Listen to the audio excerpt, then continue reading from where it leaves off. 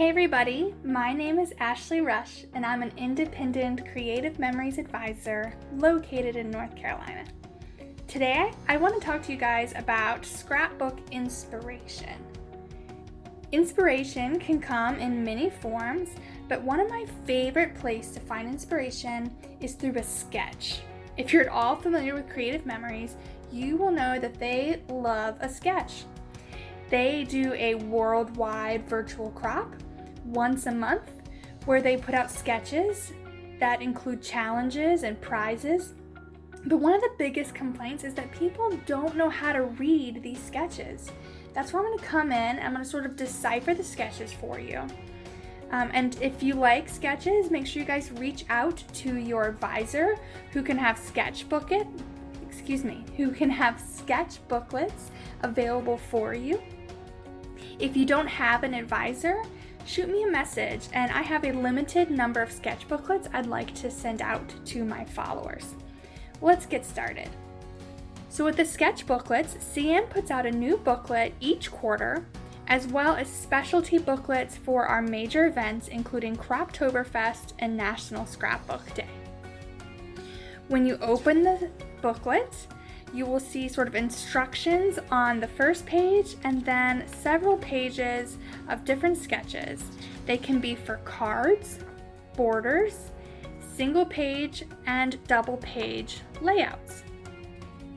So let's go back to that first page where it gave us sort of instructions. You'll notice that the darkest rectangles represent photos. Every other color will represent a sheet of cardstock or decorative paper. In general, you might assume that sketches that have the same color rectangles will represent the same color cardstock or piece of paper, but that doesn't necessarily have to hold true. And then you'll have a collection of other shapes. Usually they use flowers or little flags, but just because there's a flower there doesn't mean you need to use a flower. It means this is where you put your embellishment, and any embellishment will do.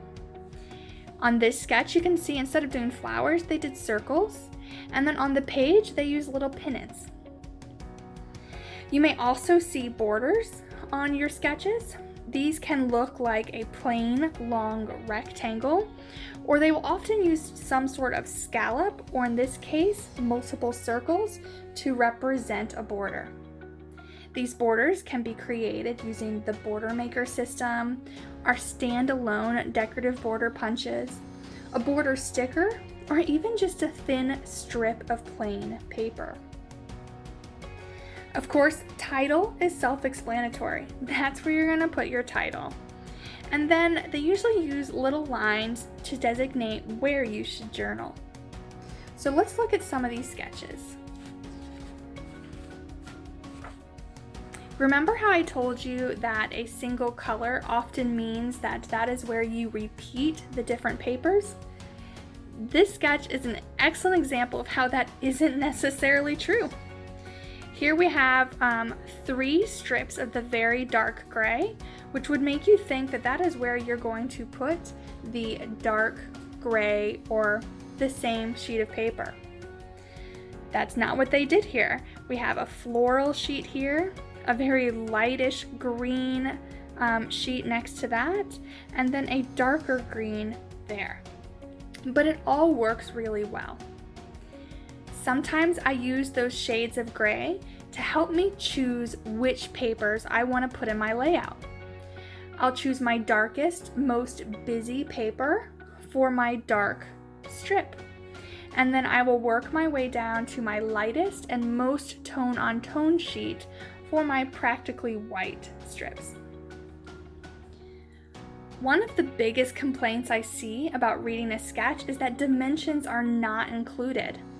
These are meant to be a jumping off point for you, something to inspire you. So they don't want to give you guys direct instructions because they really want you to make it your own. That being said, someone with a keen mind can deduce their own measurements. For example, here we could probably assume that these are 4x6 photos. And if they're 4x6 photos, the most common mat size for behind the photo is 4.5 by 6.5. Obviously, these strips go the length of the paper, so they have to be 12 inches. And then if you count how many there are, which are 12, then you can assume that each strip is 1 inch wide. It's little tools like this that'll help you interpret your sketch and turn it into something worthy. Over here, we can sort of use the same clues. This is likely a 4x6 photo with some little strips layered over top. And this little guy down here, he's probably what, like a 4x2 photo with a mat underneath? If you can just determine a couple of measurements, a couple of sizes, then it's going to make the rest of your page come together very easily. If you absolutely want to get the measurements for your sketches, don't worry. CM will often replicate these sketches on their blog posts, which I can link in the description. Those blog posts will have all of the instructions, including the measurements, so that you can perfectly recreate the project you see pictured. Once again, I'd love for you guys to reach out to your advisor so you can learn more about sketches. They probably have a sketchbook waiting for you. If you don't have an advisor, shoot me a message and I will send a sketch booklet out to you. But be quick, I only have a limited number. I look forward to hearing what you have to say about sketches. Until I see you next week. Bye guys!